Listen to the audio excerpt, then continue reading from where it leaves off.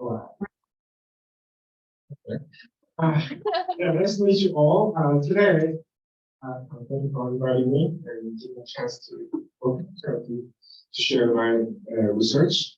So, at first I heard this is computational social science seminar or workshop. So, the organizer asked me to give some lecture about any kind of involves data.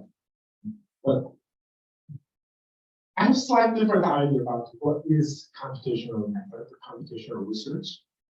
I'm not going to talk too much about like philosophical background, what's computation, what's computational approach or something. So maybe at the end of my presentation, you will see, that's what we believe in computational analysis or computational approach. So maybe we may have some chance to discuss what the heck is computational and social science during the Q&A session. So today, the title of my talk is How to Lie, You Must.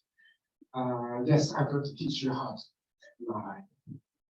But don't abuse too much, because you have to lie only when you need. You have to. No, I'm kidding. I'm not talking about how to lie. Yeah, let's get started. That's not So, yes, I'm interested in deception. I don't want to use the term false information, fake news, they invented so many different terms for disinformation, misinformation, like what the heck. So I'm not interested in all these different categorization of wrong information. I just focus on deception. So, but yes, deception is very problematic nowadays. This is all but I like to emphasize this is not unique to human communication, and this is not unique to social media. It's not unique to 21st century. It has been all everywhere, right? If you, I don't know, yeah, biology textbook includes a lot of the mimicry. So this kind of very basic techniques of deception. They pretend, oh, I'm not bug, I'm weak, so don't hit me. It's a very typical survival strategy for using the deception. And this morning I checked, when do children start to lie? Blah, blah, blah, blah. They start lying in 2 or 3 years. And I emphasize this, achieve sophistication. So I don't know if you guys may not remember, you lied when you were 2 or 3. Maybe if you're smart, and you're students smart, you start even earlier than that. So my point here again is deception is not something specific about social media, about like a modern day source. So that's lead me to think about maybe there's something fundamental about deceptive behavior or something more generally. I like to use the term strategic use of false information. So there must be something.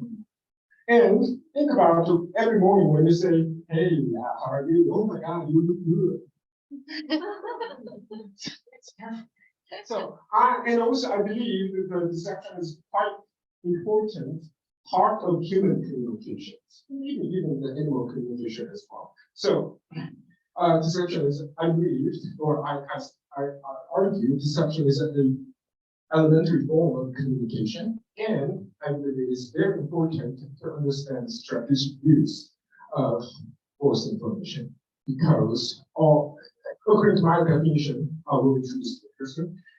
Deception always must be intended and must have some positive payoff of the bias or deceivers. And not necessarily, but it makes it easy for all the analysis. You can also add one more thing, it causes some harm to the recipient. So, okay. Why deception strategy? How to lie? Why I'm interested in fastest to figure out the fastest strategy to deceive others. Yeah, I'm not trying to say that for career, but I like this book, Art of War. Maybe some of you heard about that. Don't be shy. Yeah, it's written about more than 2,000 years ago. And the book, I think it's very interesting book, and I think one best known quote from this book is, I don't know how to translate. I can translate. It means know your enemy and then know yourself, then you never be in trouble. I think this is one of the best strategy or the war principle applicable in any kind of a conflict or war-like situations. So then that's one reason I'm interested in deception strategy, not like a defensive strategy, not like a detecting strategy. Because so if we know their strategy in advance, then we can prevent, or maybe we can counterattack. So that's one reason, one important motivation I'm working on the deception strategy. But this is not like I'm genius, so I invented this kind of completely new approach. No, I'm not. I'm smart, but not that smart. So it means that this kind of the strategic approach to prevent something or defend something is very quite common in computational the science, or especially computer science. The typical or best known example is blockchain technology. So just yeah, there's tons of information out there, but I'm a malicious user, so I want to fabricate or manipulate some information. So then I need to use some kind of strategy to successfully manipulate the information or deceive others. Then the blockchain technology makes it very hard, very expensive to do so. So it just to let them not to do so. So this is a very common strategic approach to prevent false information. So I believe this can be applicable to the deception scenario as well. So again, back to our title, how to lie. Yes, I'm interested in how to lie, but I'm not going to teach you how to lie. Excellent, how to lie. So another important motivation or interesting part I found from my preliminary analysis results is maybe some of you heard about this kind of technology, Bayes paradox, used in mathematical logics. So mathematical Bayes paradox means it's a logical contradiction caused when you try to assign a truth value of specific sentence, specific statement, like let's say I'm lying. Can you define this is true or false? No, you can't. But as soon as you assign true as the truth value, because it's lying, it cannot be true. Do you understand the paradox? Or if you don't understand, Google will tell you what's Bayes paradox. A similar paradox is observed in terms of deception strategy. For example, okay, what would be the most effective and efficient and successful deception strategy? I might ask, okay, how can I deceive others? Well, there could be some possible answers, but I believe most interesting and easy question is let them trust you first. I think this is very important. If none of you guys trust me, I cannot deceive. So trust, in a sense, is a prerequisite for the deception. So then the next question would be, how can I make them trust me? We know the answer because my kindergarten teacher taught me, taught me, don't lie, be honest. Then everybody will trust me. What the heck? I start from the question, how do I deceive others? But the final answer is, don't lie. So it's the same kind of logical paradox can be observed in this deception strategy. So, and my second and maybe another proposal of my study is how to resolve this logical paradox. So yeah, that's the two things. So today I'm going to talk about deception. Wolf. Everybody knows the basic story about the boy who cries wolf. So I'm introducing how to model those kind of scenario, the basic story and into the cognitive mathematical model. But I believe deception is, as I said, a special kind of communication, special form of communication So I'm going to talk about the communication. But what the heck is communication is? A lot of communication scholars, they define communication all their own way. Yes, I have my own definition of communication, which is, I believe, special kind of coordination action. I will introduce very briefly. And what the heck is coordinated action? This is a special kind of collective action. So yes, that's kind of a hierarchy of my research agenda. Then to explain what would be the best approach to understanding collective behavior, collective action, in my opinion, is that it could be wrong. In my opinion, evolutionary game theory is one of the best tools to approach the collective behavior and coordination action and communication as well as this action. So let's get started from game theory. Game theory. Okay, I'm not going to talk about the video game or I'm addicted to the video game. I'm not going to talk about that kind of game. Here, the game means the hypothetical or theoretical social situation. There are more than 2 players involved to maximize their own benefit or payoff. So the game theory game. So many of you, even if you didn't study the game theory, you may have heard about the Tom Christmas level, or maybe public good problem, or maybe free riding problem kind of thing. So to define a game, you need players. So in this typical prison dilemma, you need 2 players, and each player has available strategies. So typically, prison dilemma, you have 2 strategies. Cooperation, defection, and each has. And the last element to define the game is payoff structure. So if you choose this strategy, your partner choose this strategy, what you will end up. So, and then by analyzing this payoff matrix, you can derive a lot more things. And you may have heard about the concept Nash equilibrium. So, long story short, in prison dilemma, even though they are rational, they're smart, but because they are rational, they end up with stupid results. So that's a very interesting approach, and it has been studied a lot, not just in economics, but social science. Different areas of social science, even computer scientists are crazy about prison dilemma. Today, I'm not going to talk about prison dilemma. Instead, I'm going to talk about the coordination problem, or coordination game, which is another game. So you can see some payoff structures slightly different. To explain, I will give this example. And by the way, this is actually empty campus.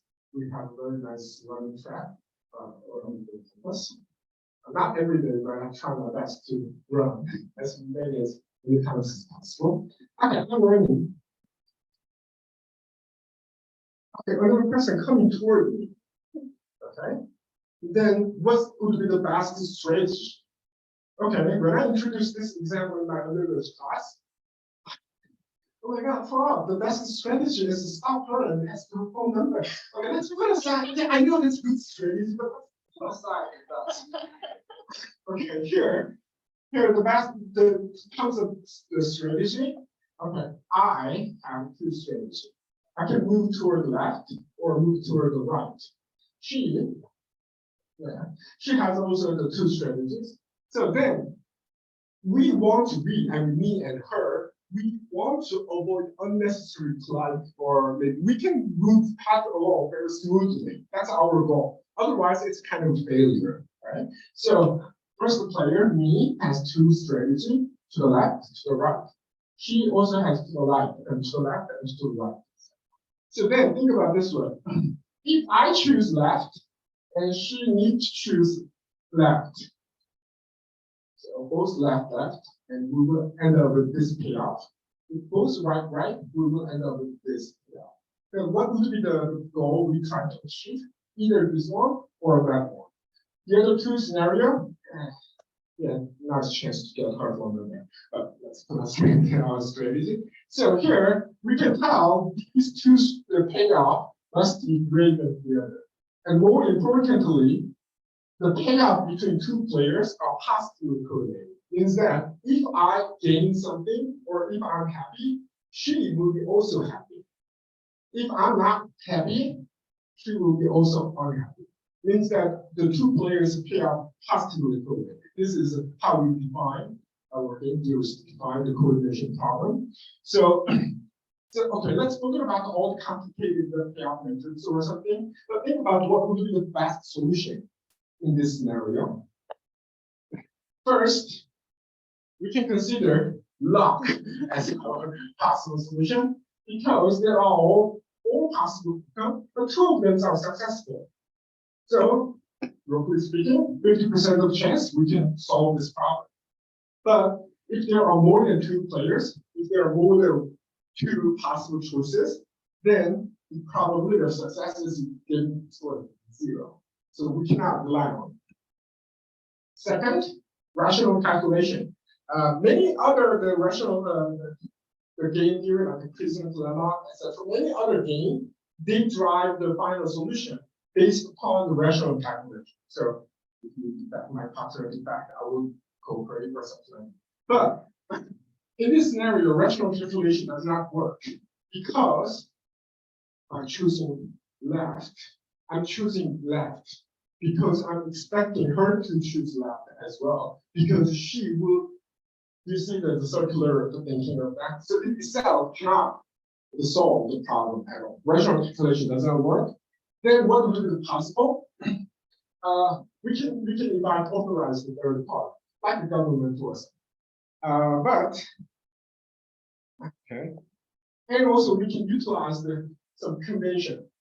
Yeah, I'm from Korea. In Korea, we drive on the right side of the road. So if you encounter this kind of scenario in Korea, you may better move to the right. But this is Singapore, so I'm still confusing. So you have to move to the left. Although this is not road, this is not traffic situation, but we know there is a very well-established condition moving on the left side of the street. So maybe it's a better chance to have the success. So, and the last solution. Oh, okay. Yeah, I think yeah. Of course, here, so this is an example of authorized third party. Authorized third party doesn't have to be human beings or some organization. It can be just some signal or some symbol. So that, and actually the one track, there's a footprint. Means that implicitly you have to click this side, you have to click that side. Okay. So the last solution is communication. Again, first two does not work. And the authorized third party and convention. Well, it should work. But the question is, where all these authorization or what is that, the convention, who made it? Where it comes from? As I mentioned at the very beginning, I'm interested in evolutionary game theory. What's the Darwin, Charles Darwin? Does anybody know what's the title of the book he wrote? Yes, evolutionary scientists are interested in the origin. So we are not assuming something, we are not integrating anything out there. Must be some origin. So then, who established government? And who started the convention of social law? We don't know. We have to figure it out. Same things, communication. Who established all the rules of communication? So now we are getting into evolutionary story about this model. Evolutionary idea is quite simple. I don't want to oversimplify the idea. But let's say there are two possible events in the nature. It can be very sunny or hot, and it can be very rainy. That's either hot or rainy. Awesome. There's no snow. If it's sunny, you as an animal or a creature, you have to prepare the sunny day, maybe sunrise. Or if you expect it will be rain, you better prepare the raincoat, something like that. So then there are two possible species or strategies. If it's sunny, prepare sunglasses. If it's rain, prepare raincoat. Let's call it strategy 1. And strategy 2, or let's call it species. Species 2, if it's sunny, raincoat. If it's rain, sunglasses. Which species will have better chance to survive? Obviously, it's the first species. So that's the basic idea of the evolutionary process. Okay, now the David Lewis, he's a very smart guy, I think, and he modified the previous evolutionary model and tried to come up with he called signaling game. By the way, this signaling game is different from signaling theory proposed by Spencer. This is totally different one. So the basic setting is saying there are nature, and the nature has two possible conditions, either sunny or rainy. But in this case, population can be split into two subgroups. One is the sender group and the other receiver group. Senders who can see the event, who can observe the event, but he cannot take any action to prevent or prepare that. He only can choose one of these two signals, red pine, red beast, or the blue palm, and let other people, other individuals in the population take action. So then receivers, they take the signal, but without looking at the actual event, they need to prepare something. So here you can, in this scenario, you can use the red beast to indicate, oh, there is sun. You can use blue palm to indicate there is rain. Rain is rain. And then receiver, without looking at the actual event, they can make a good inference from the signal he received and take some action. So if these actual events and inferred events are same, your communication is successful. However, here is some tricky part. Yeah, you can assign a beast to the sun and the palm to the rain, but it doesn't have to be. It can be totally the other way around. I can use beast to indicate rain. I can use palm to indicate the rain and so on. As far as the receiver can understand my language. Does that make sense? Okay. So then this scenario all of a sudden turn into coordination problem. Means that there are two players here and receiver, and each has different way of association or assignment of signal to the meaning. Then if both choose lambda 1 or one language, then they will be successful. If they both choose lambda 2, they will be successful. It does not matter if they will end up with lambda 1, lambda 2. The most important thing is they have to choose the same thing. So that's the core concept of coordination problem. So yes, communication is a special kind of coordination problem. Now, before this slide, let's take a deep breath because we can use a lot of mathematical notations. Okay, first to define the Lewisian signaling game, we need a number of events, which is discrete event. Okay, you can develop some continuous event model. Discrete events, there are d possible events, and you have d possible signal you can use. But both event and signal, events can be continuous, means that there can be infinitely many possible events, but signal is always finite. Could be very large number, but still is finite. Think about number of words you use, number of sentences you can create. Sounds like very many, but it's always less than number of real number between 0 and 1. So, and the third, another component you need to define is languages, which is going to be t-dimensional matrix, and Sanders encoding strategy is signaling system or language is joint probability that you use I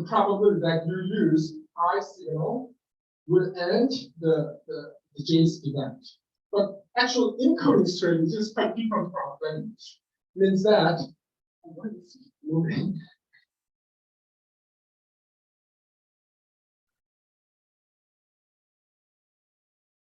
Okay. It's a condition, it's all of a sudden become the conditional probability. Including here means if you observe as a sender, if you observe J, event J, what is the probability you will choose signal I? And on the other hand, including or interpreting, decoding, interpreting is when you receive signal I, what is the probability you understand that's event J? Yeah, I'm not going to open the page, but this is very common. Many people confuse these two conditional probability, which is very completely different. For example, let's say there is a fruit. I will use, let's say this fruit is the watermelon, which I ate yesterday. How would you describe this watermelon? I would say round. This is round. When you hear the round, do you immediately consider like a watermelon? No, it doesn't have to be, right? There are so many different round and the fruits. So these two conditional probability are different.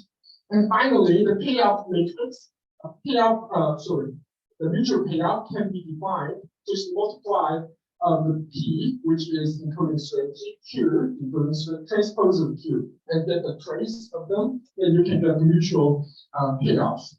And mutual payoff, I will call it, which is literally probability of successful communication. And I will interpret this as the level of trust.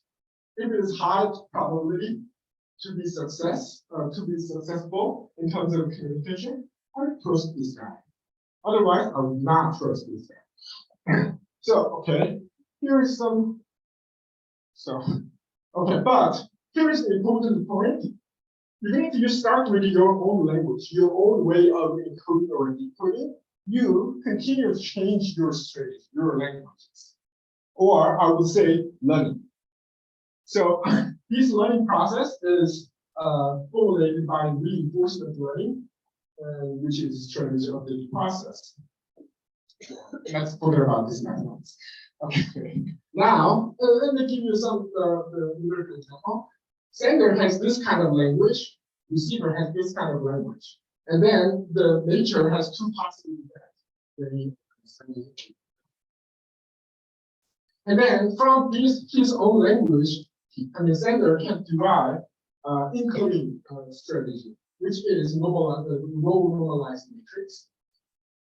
And same way, then if event 1 happens, the sender will assign signal 1 with 0.42 probability, otherwise 5.8 probability. Same things. So if he observed event 2, he may assign signal 1 with 48% chance and signal 2 with 52% chance. Of course, this is just hypothetical scenario. And then you can also derive the decoding strategy of the receivers and can be normalized this way. And then if receiver receives signal 1, 8% of chance interpret as event 1, 92% of chance interpret event 2 as well. So you can get all this probability. Then what we need to check is this, because event 1 is a successful communication, and event 1 and event 2, event 1 successful communication, event 2 successful, event 2 successful. If you take all the successful cases and get the probability, you will get this probability, 51%, 52%, etc. So by adding these two diagonal elements, you can obtain and normalize it. You can obtain 51%, 51.6% successful.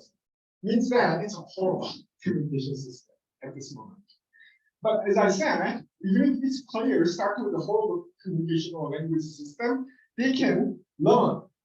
And how to learn to communicate?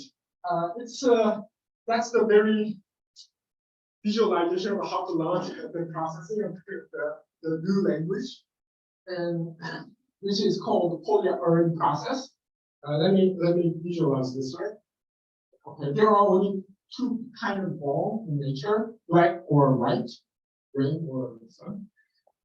Randomly draw, and then sender now need to choose a color ball. But he observed first event or event one, he would not choose green or yellow. Instead, he only choose between these two. And let's say he draw the blue ball. And if same things happen, now the receiver received blue ball, then the receiver will choose only the second column. And let's say the receiver also picked the blue color ball. Then they are same color and successful. Then next round, they will add blue ball, one blue ball and one blue ball, something like that.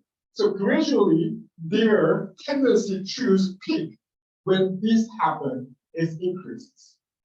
In other words, the tendency to choose the other color is decreased. So if it's repeated over and over again, then they achieved very well established language system or communication system. So that's actually the one of my papers published a few years ago. How the people create meaning.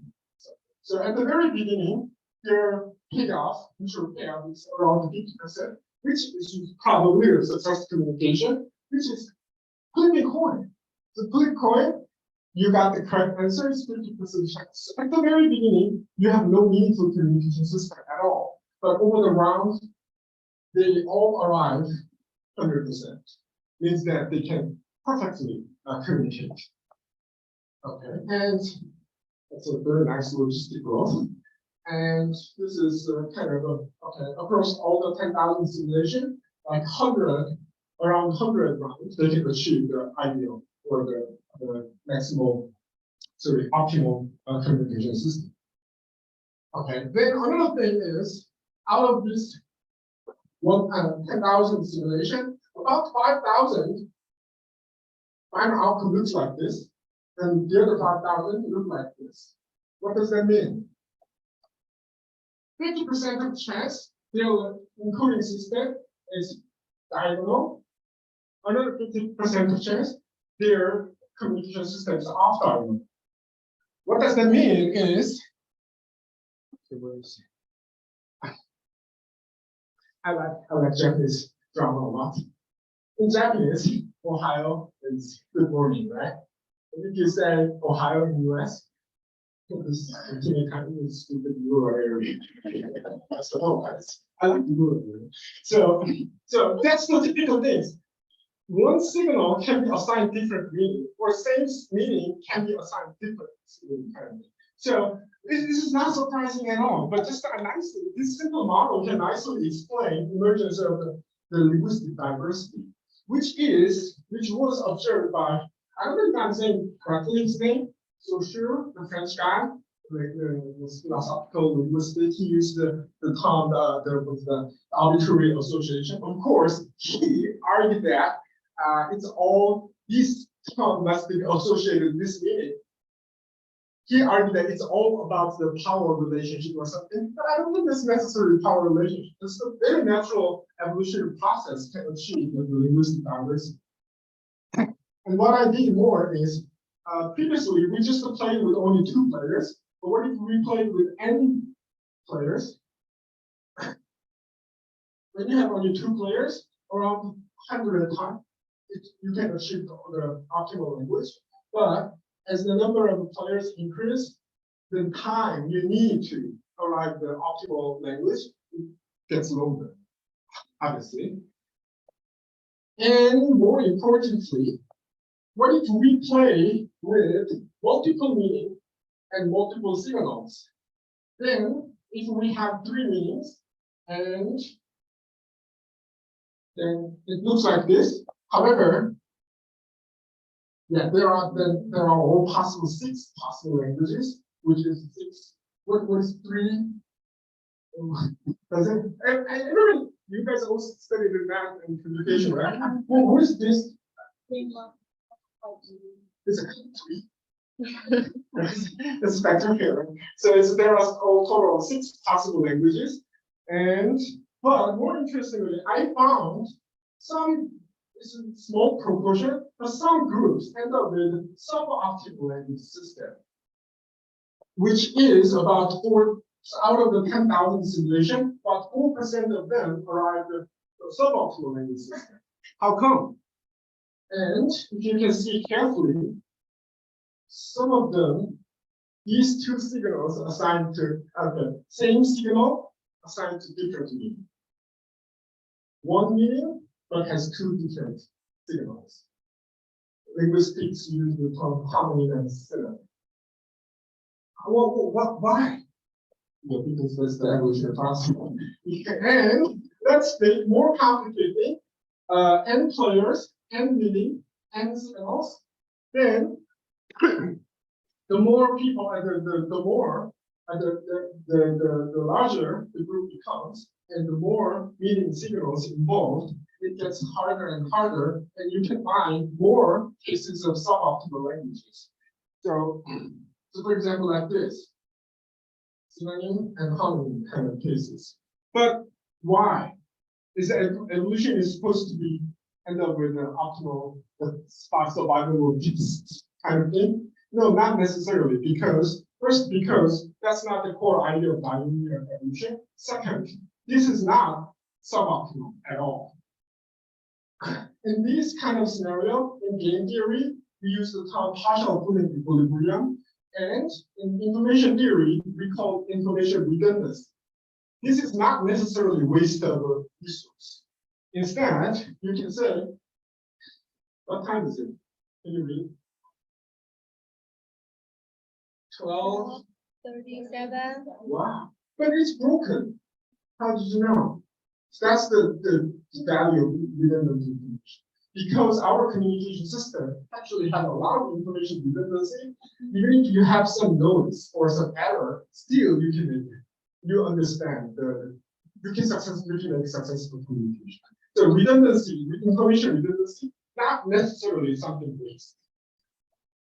Okay, let's skip this. There's too much more time. Okay, now let's talk about okay, I believe you guys have at least some understanding or idea about what is the communication, the game theoretical perspective of communication. Now we will start with the deception games. Yeah, everybody knows this story, but to remind, I'll repeat that. Once upon a time, a boy. So, okay, you know the story, right? So, the story goes like that. So he got so bored, so he lied. Oh, and everybody came to save him. And what is that? But anyways, lied, and everybody got upset. But at the end of the story, when he was really in trouble, nobody come to him to save him, right? That's the story. But I'm interested in what would happen in between them. So what was the story after that? Any guess? Of course, no correct answer. Okay, so there are some different versions of the story. Some story is just the village people scolded him and he became a good boy. Or some tragic version is the boy is killed by wolves, right? Okay, let's talk about the tragic version. Let's say the boy is killed. And what would happen next? I'm pretty sure village people hire a new boy. Otherwise, there must be somebody who can take care of the sheep, right? So I believe the village people will hire a new boy, and I believe this kind of deception is possible because village people trust it for high communicability or success chance. And on the other hand, this happened because nobody trusts him, so low trust level. So then, after he died, I think the village people will hire a new boy, which is now this boy is a trustworthy person, which is a restoration of the trust. So I think there is some circular the idea behind this story. Of course, Jason never talked about this restoration part. I know. So here, the model of deception, there are two possible outcomes. There is wolf, no wolf, right? And then the sender, the boy, shepherd boy, has two signals: remain silent or shout. And the receiver or the village people, based upon these two signals, may guess, oh, there is a wolf, or there is no wolf.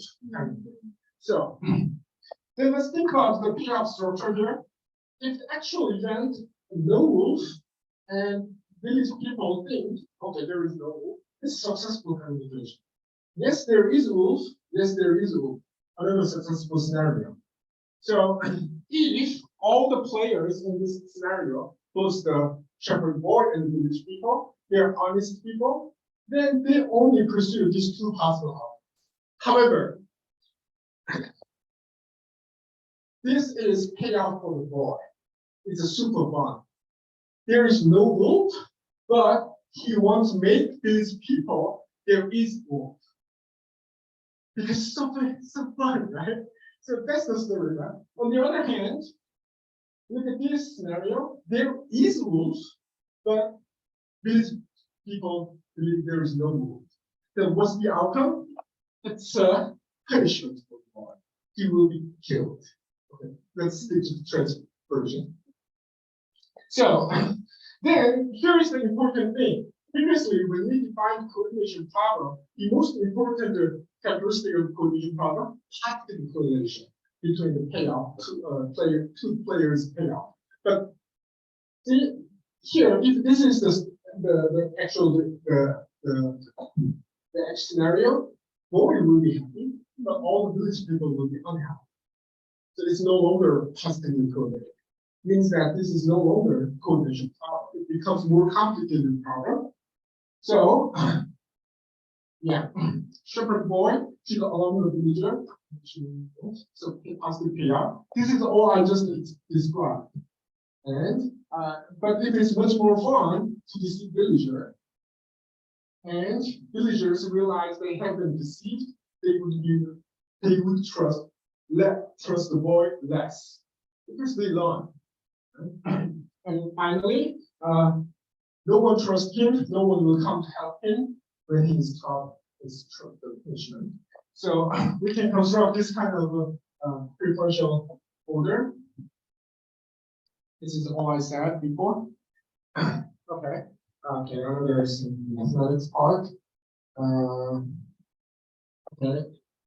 I will skip all of this, but I would like to emphasize hierarchical system, because this is basically the game I described earlier, like Lucy's game, but it's a hierarchical because, okay, here is the sender, and sender observes the actual event, but before he decides which signal to send, he will decide, do I want to make some fun or do I want to be honest?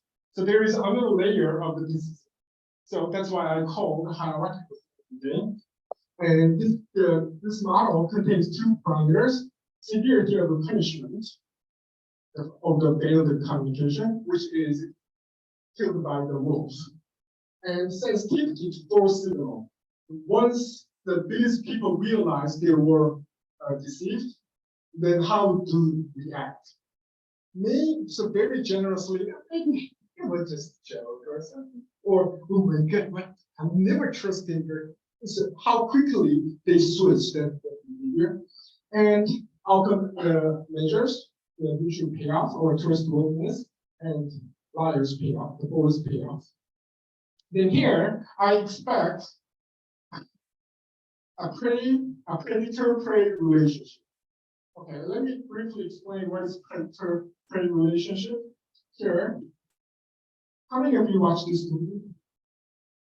Oh, watch this. This is so good.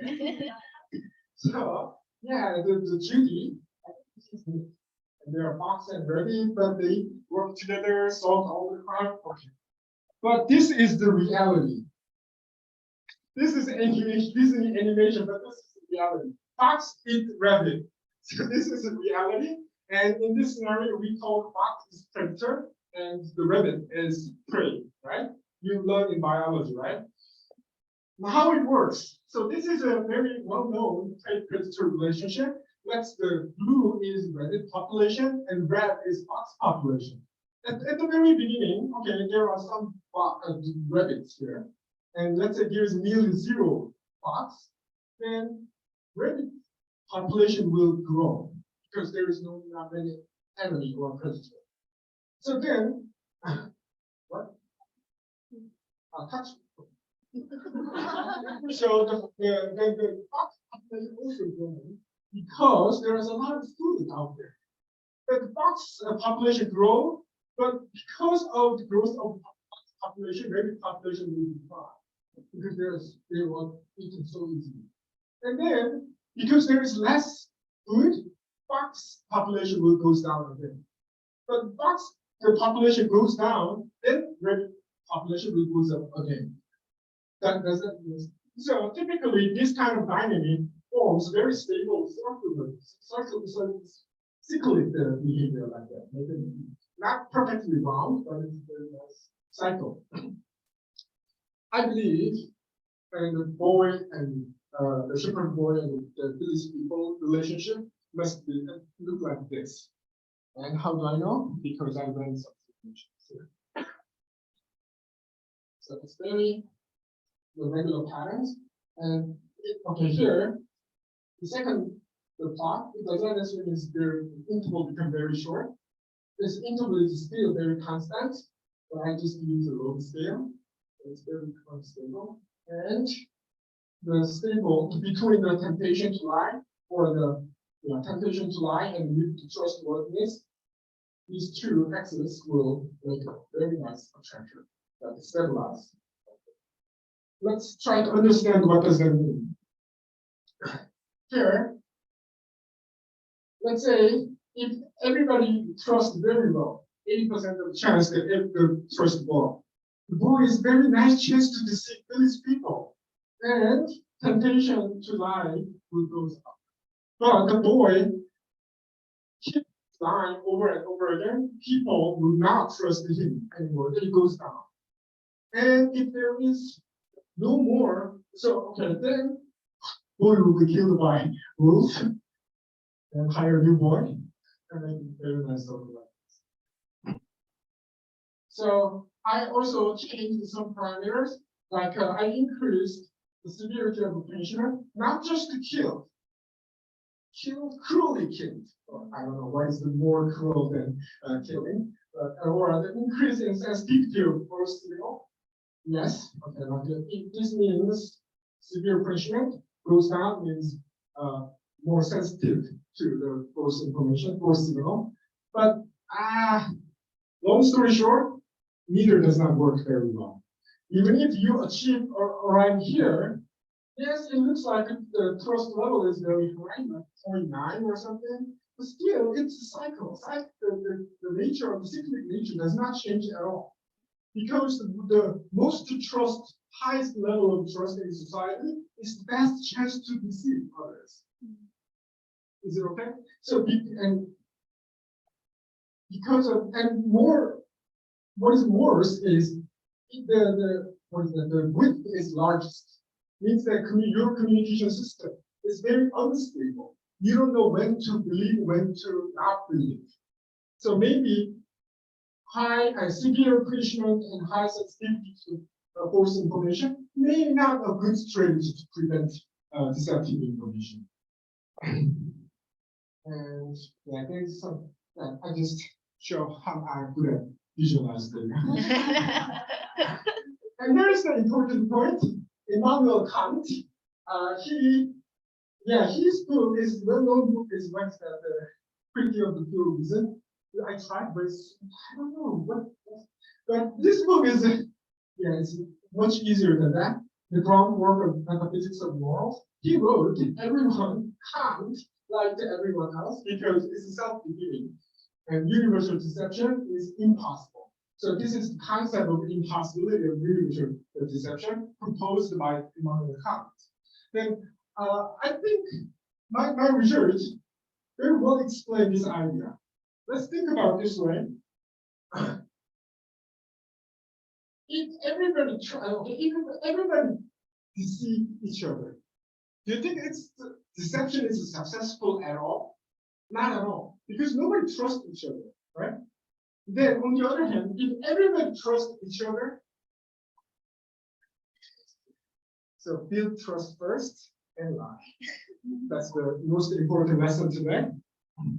But okay, the current preliminary result of my model is somewhat pessimistic because we cannot completely eliminate the liars in our society. So then, I have some solution. You may not like very much. I suggest selective exposure of the possible solution. I know some of you, especially who study political communication, selective exposure because it created an echo chamber and it created a fragmented method, which means less chance to observe exposed to diverse opinion. What the heck? But this is but I think this is very, I said, I can just all just the same meaning, structural confinement, localization of, it doesn't have to be false information, localization of information. Information does not spread very much if it's a selective exposure works. Then, yeah, this is another story about selective exposure. Yeah, so if there is no selective exposure, every opinion, some of them may be true information, some of them are true information. It can be circulated very well, but it is highly fragmented because of the selective exposure. Let's say let's say the red is the false information, then the false information is confined over here. Then, yeah, let's give up this too. Then we maintain our society can be not 100% clear, but at least we can minimize the effects of the false information, spread of false information. Yeah, as you already saw, this is the last slide. Let's do the training.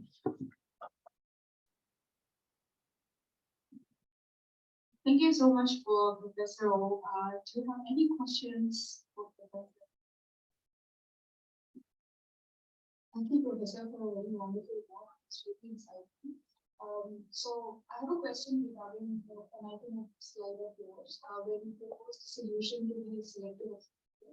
But in reality, we see that although people might be in silos, there is at least one weak link that connects groups, right? So you cannot totally eliminate interactions between groups. So how would you see it as an application to? Okay. You said there's some loose connection. Weaker links connected to groups, which. So what's your expectation if there isn't? So let's say it's not like a completely disconnected like this, but let's say there's a tiny edge and an edge. So what's your expectation? So they still, although they may not be able to receive information at the same speed, but they will eventually reach them. Yeah, I totally agree, and that is actually proved by the deep root theorem. You may have heard about that. Yeah. So as long as the networks loosely, regardless of whether it's strong or loosely, is connected, it takes time, but it will be spread all over the world. Right? Yeah. So then the solution is let's make a complete disconnection. If you have a blue opinion, let's not even talk to them. Right. Yeah, I know it's very important in reality. We cannot completely ignore this possibility of the existence of the very tiny little links, but maybe then we can tell this way, like if there is a little connection between the groups, subgroups, then as you can say, and we agree, it will slow down. Then in the meantime, we can come up with some other debunking or correction. Thank you for the comments. Do you study political communication? Political communication is very basic. Earlier, I was working with open formats using the checks model to start. Okay. Good.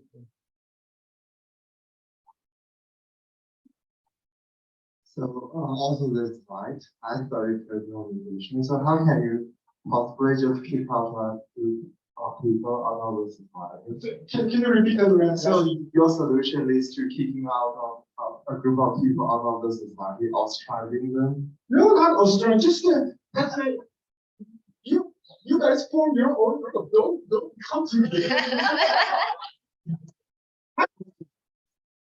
But I mean, it can be devastating outcome. Like if you just let those kind of groups think of those false information all the time, it might lead to, for example, like storming the Capitol, things like that. Like people just got so saturated with those false information, it's gonna hurt the society eventually. So I don't think that's a good solution for this. Yeah, of course. In terms of solution, effectiveness of solution, I have no idea yet. That's my mistake to include this slide. Yeah, I totally agree. Yes. Let's say this red group all of a sudden becomes so aggressive and very violent. Yeah, it's possible. So, but in the more like the complex system theory or some other statistical physics literature, this kind of method we call modular method, means that highly separated. The modular structure is very has a higher chance of survival in very uncertain environments. That's what the evolutionary scientists say according to their literature. So, but human society could be different. So, but okay, let's consider this is a non-human society, like an animal society or something. If there is some kind of problematic subspecies, let them extinct. And then others. Yeah, I know there is some gap. Still, there's gap between a very pure evolutionary theory and application to the human society or human dynamics. Yeah, I would still say animal society is different from. yeah, I know, but still, it's like you cannot like literally just let them go extinct. But I know what you mean. okay, here the extinct doesn't mean let's kill them. I'm not talking about that. Maybe so. Okay, maybe so. The violence or the aggressive behavior is expected. We have some kind of a police. We can send police to arrest them. So extinct doesn't necessarily mean like a literal death or something. Maybe their behavior will be suppressed, or maybe could be some kind of negative reinforcement. Means that yes, they do something bad, but they will be arrested and punished in jail. We have to believe the government. Yeah, I know my answer is not. You may not be very happy with my answers. Yeah, but I'm not here to make you happy. Yeah, I know. Thank you. Yeah. Oh yeah. Thanks a lot, Professor. It's really nice, and if I were to put two camps of communication studies here, one seems to be like problem solving, and the other one is in that case. And yeah, I belong to the other camp of problematizing. So one of the things I noticed is, yeah, I mean, I didn't miss the fun you used for Kant. I saw that. It's a nice touch. Yeah. Okay. Thank you. So I was just wondering, how would it be if you think in terms of instead of a linear model of communication as a sender message receiver, can you think of coming up with some sort of algorithm for, say, Stuart Hall's encoding decoding, which actually gives a lot of space for ideological structures and cultural meanings and meaning-making processes to the receiver and the one who actually sends the message also. They are like, human world is too complex, and by using some sort of mathematical models, can we try to work on some things like or some existing models or a ritual model of communication, which gives a lot of scope for culture and language. As I see now, what happens is instead of message, a particular message, it has to be standardized. Say only one language has to thrive. It's almost it's coming to that. It is a message, the language. For effective communication to happen, it either has to be like, everyone in this world speaks English only, Chinese only, thing of that sort. Instead of that, like, can we try to understand this word, which is like quite complicated in terms of Okay. Yeah, I understand your question, and that's a very nice question. Yeah, Stuart Hall, I took it during my PhD the program. We have to take the two theory course. One is the social science theory course, the other is cultural study theory course. Of course, I got all A, but the cultural study theory is the only class I got B. So I hate to Stuart Hall. Okay, human language, human society, human opinion dynamics is much more complicated and sophisticated, and even subtler may not easily expressed or formulated in single equation. I totally agree with that. And that's the one important reason I appreciate cultural studies, their work, their scholarship. However, so I'm not negate or not deny their approach. Instead, my approach is maybe somewhat very opposite, starts from very opposite. Let's think about most elementary form of, it can be just a two, one speaker, the other listening. And there are only two possible vocabulary, east or farm or this. So yes, and the approach is different.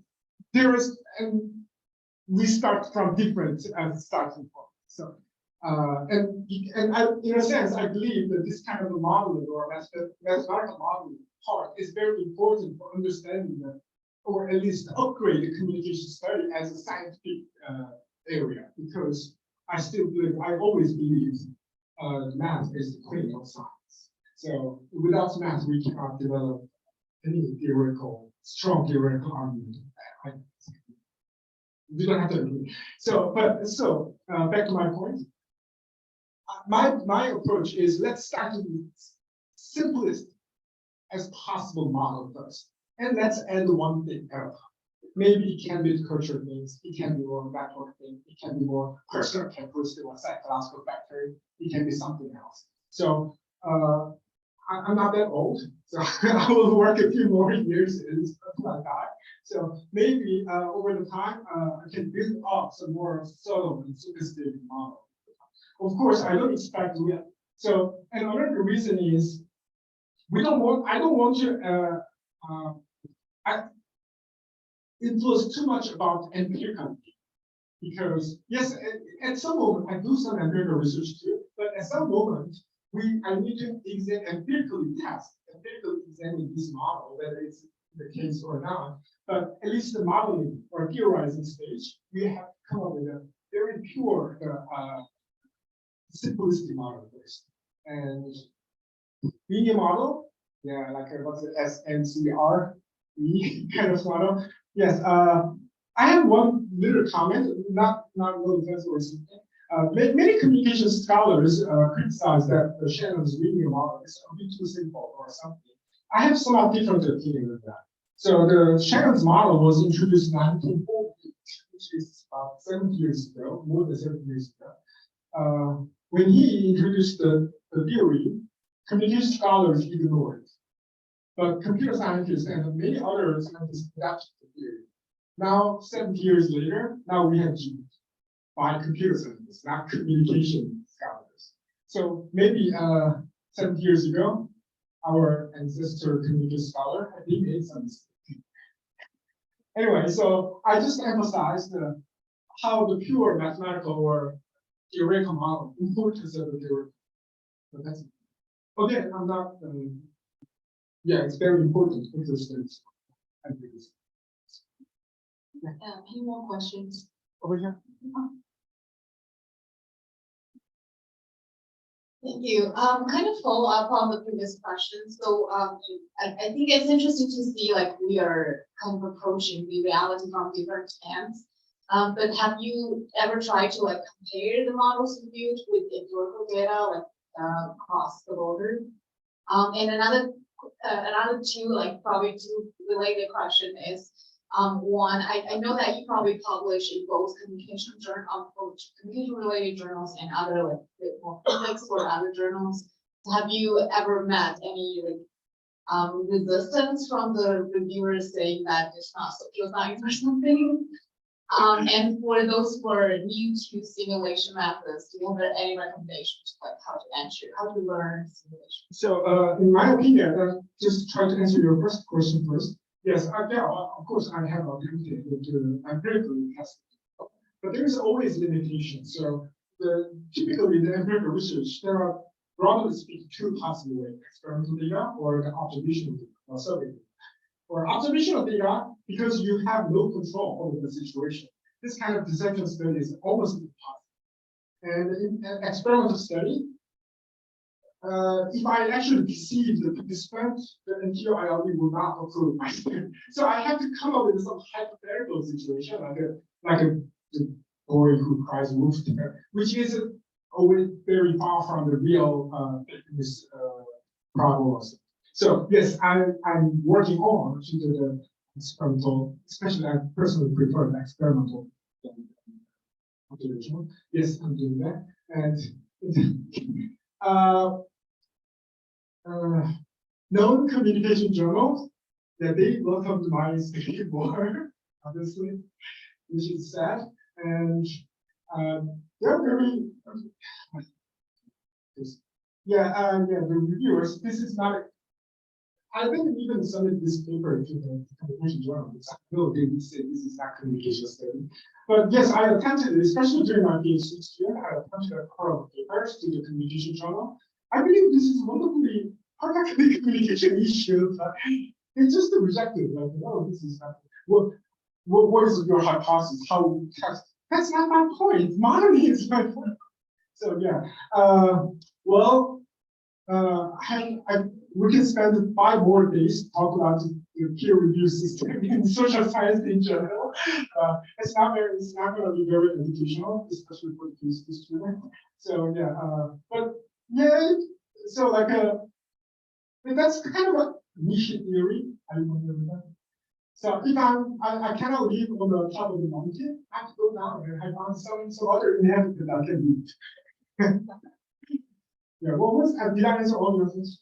But the last one is for newcomers to simulation methods. Do you have any more? Oh, okay, yeah. Yeah, today I just introduced simulation research. Simulation, or some people also call it agent-based model, but simulation is, let's consider it's very purely theoretical model, because you don't have any empirical data. You just start from clear definition of what you mean and how they are related. And if it works like that, what kind of conclusion you can draw? Like other than Johnson, it's very inductive method. But again, inductive method or simulation, this limitation of the simulation method is it's internally very valid. There is no it's perfectly consistent internally. But however, biggest problem is the lack of external validity, which means it really happened in real world. So yes, so typically people like me, we start with the mathematical model first, but when you end up, oh my God, I cannot solve this equation anymore, then you run simulation, because simulation or computation methods invented do some mathematical work easy, do mathematical work easy. So then if you obtain some result, now you can go out to get the real world empirical data to test your model against. So some good aspect of this kind of procedure is you don't have to have whole detailed information about the whole every detail in the empirical. If you have only outcome data, will be enough. So it reduces your efforts to collect the empirical data. Yeah, so just follow up, so did you learn the whole method and software during your college, during your graduate years for course, or did you learn it by yourself? Yeah. Yeah, I was good at math in high school, and I actually did masters in statistics. So I did the theoretical statistics. In that area, theoretical means mathematics. So I did some of the calculus and yeah, I have some math background, luckily. But you can teach yourself. Any more questions?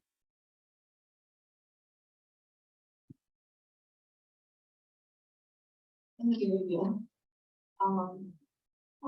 Professor, thank you so much for a great presentation. So my question actually is not really related to the question. It's more like a discussion about decision making, because your presentation makes me correlate your knowledge towards to communication uncertainty or uncertainty analysis, because uncertainty analysis as from actually that I learned from a conference discussed with Rona Howard, is more like a forward thinking to analyze the possibility of fine walls making kind of a wall, okay, in the worldwide. So I just opened the slides related to decision uncertainty, strategy of value, like sort of things. Yes, in Mandarin version. And thank you so much. So could you let me know that if I want to head to this field, so how can I open my perspective about us correlating your knowledge to uncertainty or uncertainty communication? I think that is a very important question, especially those who are interested in building that model of communication. So again, back to the Shannon's. Shannon, the definition of the communication is transmission of the information from source to the receiver. And what has that information? He defined the reduced amount of uncertainty. In other words, if your communication is successful, that means the amount of the uncertainty you experience has been reduced. So then, okay, so that's my conception of communication and information. That's why I have written this book of communication. Anyway, so then how to formulate it? There is some kind of okay. How much time do we have? Self-taught mathematician. That is one of the best known self-taught mathematician is Thomas Bayes. He never went to any college or something, but he ended up with Thomas Bayes ended up with the famous Bayes theorem. So the Bayes theorem is all about how the Bayes theorem is how to deal with uncertainty. So when you obtain some information, so data scientist context, you can say that you obtain the new data or new information and you update your prior belief or prior uncertainty to more accurate, more certain the posterior belief. And it's not very well known that the Claude Shannon is very strong base. So all his formulation based upon how to people update, how the source and the receivers update based upon the data or information signal received from the source, something like that. So yes, I think I agree with you. Decision making and communication and the data analysis. These three are mathematically speaking, they are all the same process, I believe. So yes, then study is good. Did I answer your no, not happy, right? Just to ask some follow-up question. Neutral. What? 30%.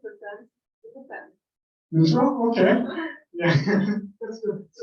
So ask more questions if you're not enough. Yeah. Any other questions?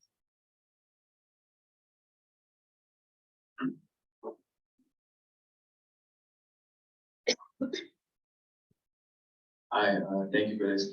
I think the model is interesting. I just a broad question of like, what are ways that you think or directions that you're thinking about in improving the model? What other variables you find?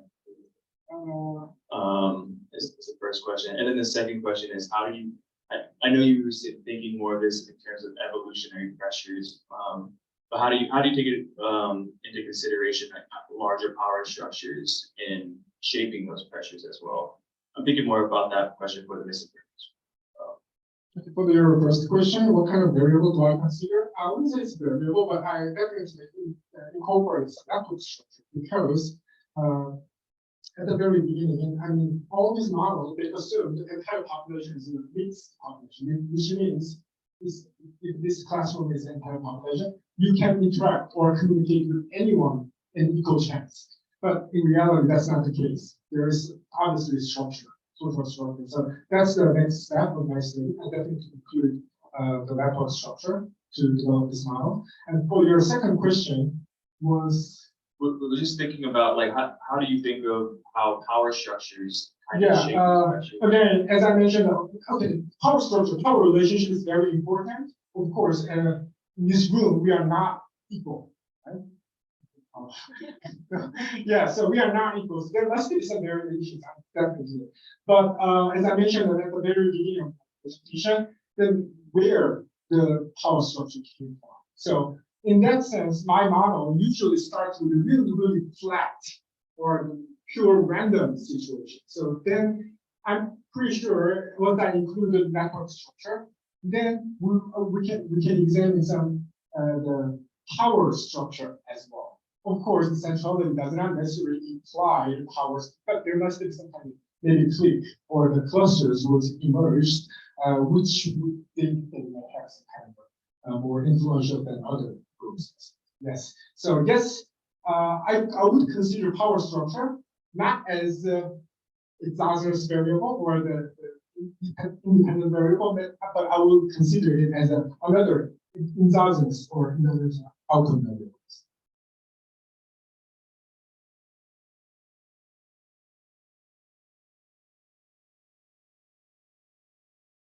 So deception can be cognitively demanding. Do you think that plays a role in your model? And if so, what role do you think that? Can you elaborate a bit more what you mean by cognitively? So for example, if you lie, you have to keep up your lie. You have to remember that you lied about this, and then oftentimes that leads to having to lie about something else. And so I'm just curious if you feel like that. Yeah, I think that may be a very important question, especially the social psychological literature. They talk about a lot about the deception, or more likely, they more like a detecting deception. How to detect whether he's lying or checking their face expression or something. I agree that's very important, but to be honest, I've never not think about that very hard, because as I mentioned earlier, I started with very simplest model first. So you just give the core signal to deceive others. When it is successful, keep doing it. Unsuccessful, kill by rules. Yeah, that's a very important question. So this is not like a theory work. The thing cannot explain everything about the deceptive behavior, but as I said, I'm taking just one small part and as a starting point, which is simplest model, and make it grow gradually. Thank you for your suggestion. This is very nice.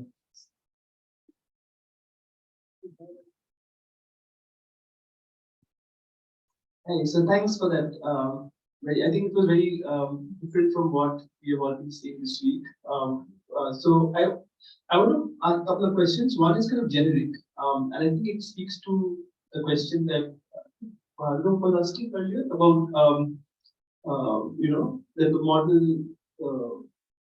the model that you show is the linear model is too simple, and there are other factors at play, right? So I think this kind of points to an inherent tension, a fundamental tension between, say, the empiric or the kind of people who approach communication from a mathematical perspective, such as yourself, and say people who approach communication from a cultural studies perspective, and that is bottom up versus top down, right? And so what you're doing is bottom up. You're showing how agents can behave in a manner that gives rise to social phenomena. Whereas cultural studies people often argue that power structures or the structures in which communication happens, that is a role in determining how these norms shape out. Right. So I wonder if there is a kind of a way. I mean, because I think the mathematician can always argue that the power structures that cultural studies folks refer to, these were also not created in vacuum, but these were also the result of bottom-up processes such as the one that you described, right? So it's not like people are talking and culture around them was just applied from somewhere above. Culture happens when people talk also, right? So when people communicate, that gives rise to certain things, and that in turn can play an effect in how future people are talking, right? So I wonder if you have, so if I was say working on this model that you've done, I would think of expanding it in a way that explains, that tries to address these questions of what role do these externalities play by trying to explain how the externalities arise in the first place. And I think those also arise using models such as the one you use, right? So for example, I don't know, I mean, I've read some cultural studies literature, I've read a lot of math type literature, and I think a lot of the power structures that we say operate in society can be modeled in this way. So do you think there's some potential work to be done there?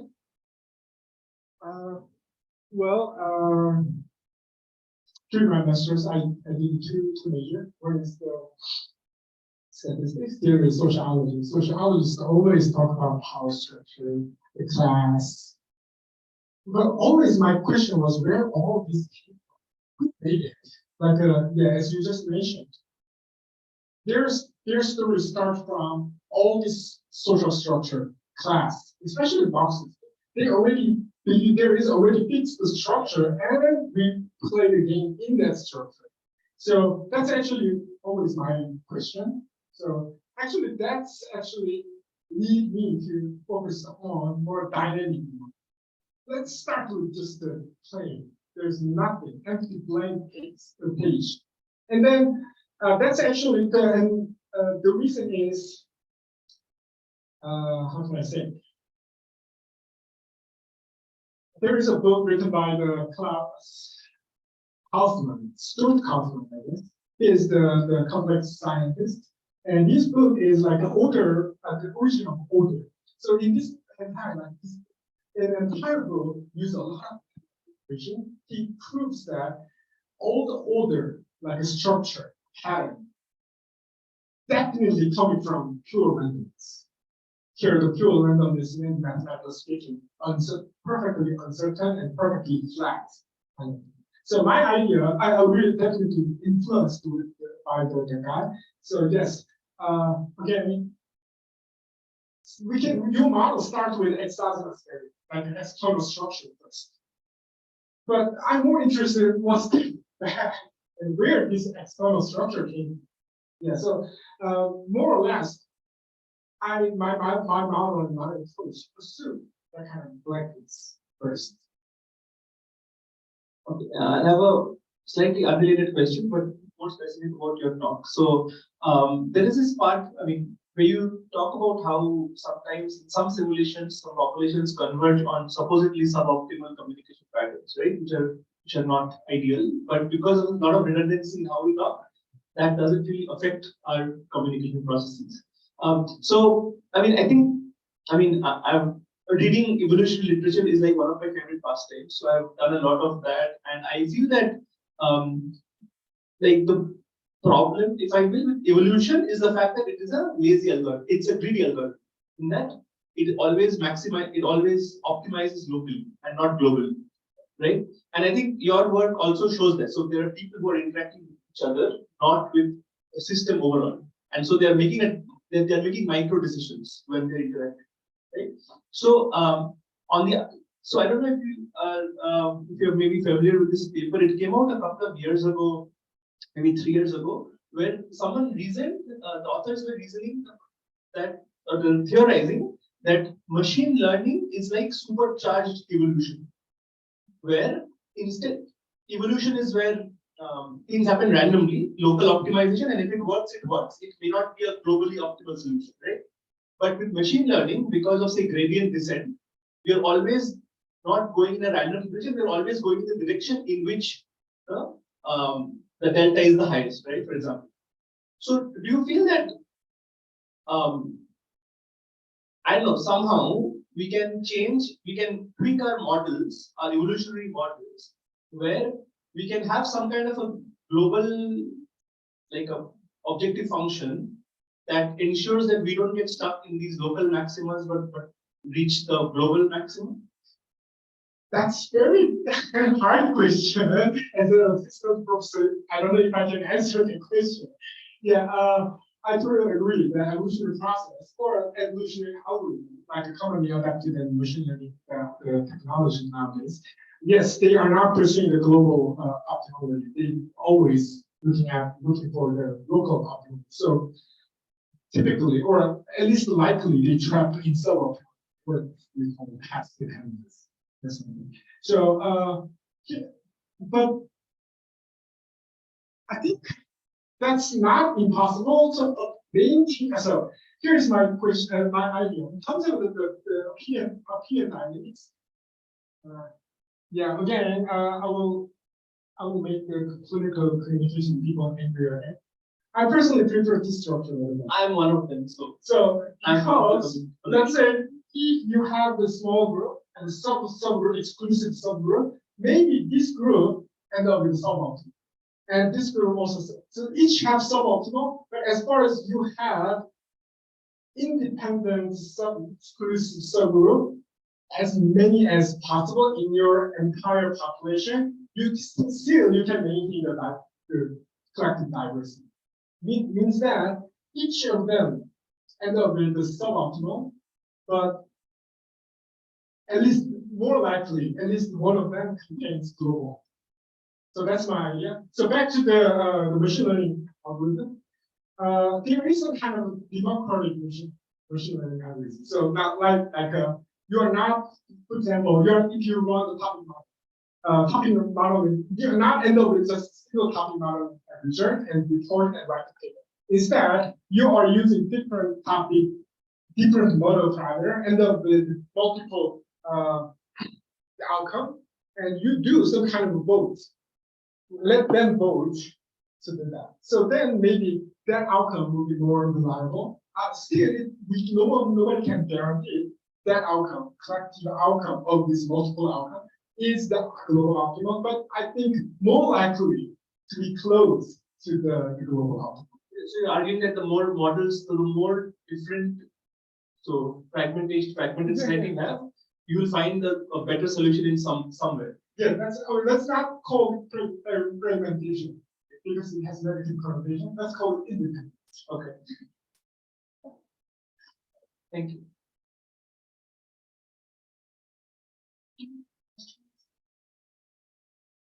I think that's all from us. And thank you so much for giving us the topics.